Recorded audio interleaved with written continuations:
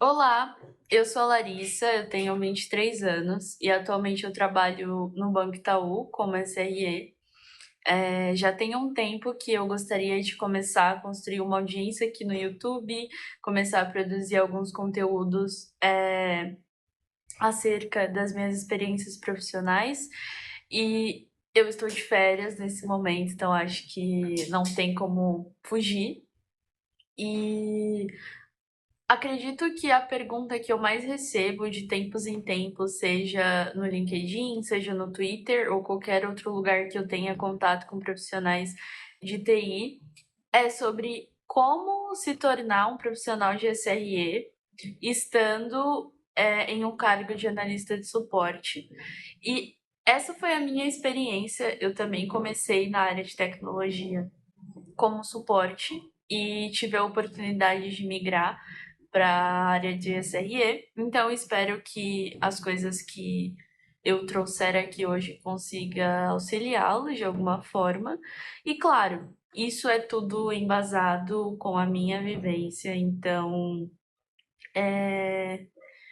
não há certo, não há errado, não há ninguém que sabe mais ou que sabe menos. Eu acho que cada um tem ali a sua trajetória profissional muito individualizada. E vamos ao que interessa. Eu acho que eu posso começar falando sobre como você consegue extrair coisas positivas trabalhando como analista de suporte hoje. Eu sei que é uma área quase sempre estressante e você ali rotineiramente está sob pressão para atender os clientes, né? Mas é muito importante que você consiga amadurecer profissionalmente falando essa vivência de sob pressão, porque um profissional de SRE, um profissional de DevOps, ele não foge disso. Nós estamos constantemente tentando resolver problemas,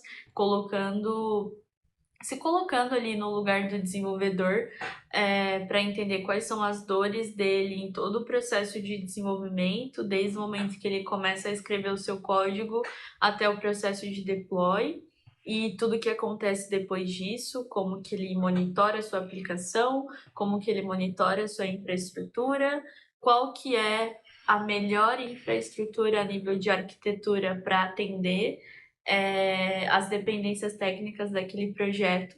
Então, encare isso como algo que vai ser rotina, sabe? Vai continuar sendo uma rotina para você quando se tornar um profissional de SRE ou um profissional de DevOps. Realmente, enquanto profissional de suporte, você não vai ter contato com Linux, com Windows, com redes. Então, eu considero que você ter essa base de Linux, ela é muito importante, você aprender os comandos básicos, você aprender como que funciona cada diretório, quais são as diferenças ali entre as distribuições. Eu acho que isso é fundamental. O Windows, você pode sim se deparar com servidores Windows aí ao longo da sua jornada. Então, se você tem a oportunidade de trabalhar com esse SO hoje, aprenda o máximo que você puder. E redes, sem dúvidas, você entender minimamente como que funciona uma comunicação de rede. O que que é um HTTP, um HTTPS, o que que é uma VPC, o que que é uma VPN, como que isso trabalha efetivamente falando, eu acho que é muito importante. Agora que você sabe o que você pode extrair daquilo que você tem hoje, como que você chega no próximo nível, né? Então, quando as pessoas me abordam questionando, o que que você acha? O que que eu preciso estudar e tal? Eu acho que se você pesquisar 10 vagas ali de SRE, vamos supor que você está buscando ali uma vaga de DevOps Júnior, SRE Júnior, não sei o nível de maturidade técnica que você tem para já ingressar como um profissional de SRE e DevOps, como um pleno, um sênior, enfim. Pode acontecer, sim. Mas se você olha as descrições daquelas vagas, você consegue ter uma noção do gap técnico que você tem hoje para que você consiga submeter a inscrição no processo seletivo e ter sucesso, conseguir passar. Mas a partir dessa base que nós falamos, Linux, Windows e redes, sem sombra de dúvidas, você aprender sobre cloud computing é uma realidade, acho que veio para ficar, acho não, veio para ficar. Então, você tem aí as grandes empresas, né? Você tem a AWS, você tem Azure, você tem GCP e tantas outras, mas buscar se especializar em uma delas. Então, quando eu falo sobre se especializar, é você conhecer de fato, você saber criar um bucket na AWS, uma EC2, você provisionar uma zona de DNS, aprender basicamente ali como que funcionam os componentes de networking dentro dessa cloud, eu acho que é bem importante. E beleza, depois que você aprendeu a base disso ali, entrando na console e provisionando, acho que você pode partir para aprender a infraestrutura como código. Isso também é algo muito exigido no mercado, em qualquer nível de senioridade que você esteja, desde um júnior até um especialista, você vai precisar saber infraestrutura como código. Então, depois de aprender a provisionar os recursos na AWS de forma manual, você pode partir para uma abordagem de provisionar através do Terraform, por exemplo. Eu acho que é muito importante. E sem sombra de dúvidas, a gente precisa falar sobre monitoramento, a gente precisa falar sobre observabilidade. Acho que um profissional de SRE, ele tem um pouco mais de foco nesse pilar do que um profissional de DevOps. Mas é muito importante. Pensa que você precisa monitorar não somente a sua CPU, o seu espaço de disco, a sua memória RAM. Imagina que você tem uma aplicação rodando dentro de um servidor. Você precisa monitorar aquela aplicação, você precisa saber qual que é a taxa de erro, você precisa saber qual que é a latência, qual que é o tempo de resposta. Então, olha um pouco para isso também, sabe? Pesquisa quais são as ferramentas de observabilidade do mercado e começa a criar uns labs pessoais mesmo. Você vai lá, provisiona a sua infraestrutura com Terraform na AWS, você cria uma aplicação em Java, .NET, tem muita coisa pronta na internet aí, e implementa uma monitoração básica, tipo assim, eu quero monitorar minha CPU, meu espaço em disco, minha memória RAM, mas eu também quero monitorar aqui se a minha aplicação tá up, se ela tá down. Então, é muito importante que você tenha conhecimento sobre isso também. E quando a gente fala sobre DevOps, a gente não pode deixar de falar sobre as pipelines de CI/CD.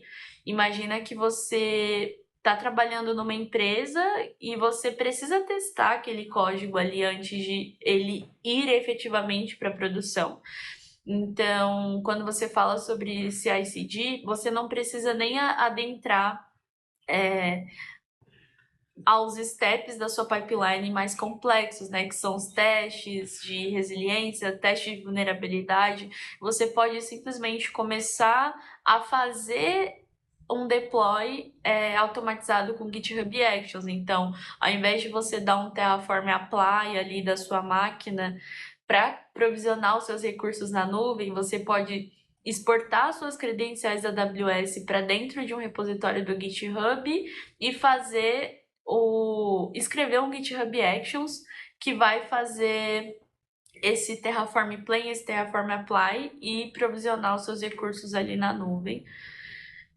Você aprender Linux, você aprender redes, você aprender cloud, você aprender infraestrutura como código, você aprender sobre monitoramento e você aprender sobre CI/CD. Eu acho que essa base aí, ela vai te auxiliar muito nesse processo de transição de área, né? E eu não poderia deixar de comentar sobre a mentalidade que você precisa ter. imagina que hoje você faça a limpeza de um espaço em disco em um determinado servidor, que ele sempre alarma em um determinado período de tempo, uma vez por semana, a cada 15 dias. É, pensa em automatizar essa limpeza que você faz de espaço em disco, seja com Shell Script, seja com Python, não sei. A linguagem que você mais tiver familiaridade. O importante é que você consiga construir essa mentalidade de que tudo aquilo que você pode automatizar, você deve automatizar.